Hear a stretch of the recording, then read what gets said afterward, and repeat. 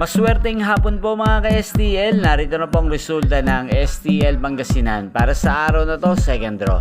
February 14, 2025, araw ng Biyernes.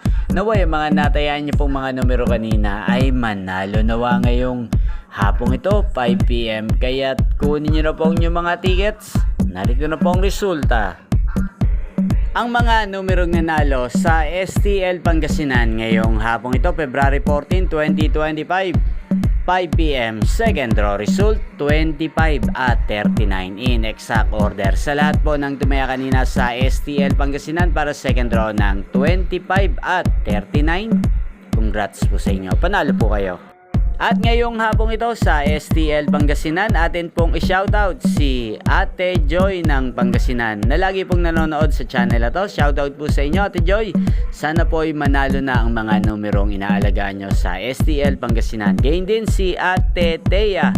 Shoutout po sa iyo, Ate Thea. Sana po ay manalo rin ang mga numerong tinataya nyo sa STL Pangasinan. At sa lahat po ng mga taga Pangasinan dyan na laging nanonood sa channel na to, shoutout po sa inyo. Inyo pong napanood ang resulta ng STL Pangasinan sa channel na to, Roderick Hernandez TV. Maraming salamat po sa patuloy nyo pong pagsuporta sa aking channel. Magkita-kita pong muli tayo mamayang 8:45 PM. Thank you for watching.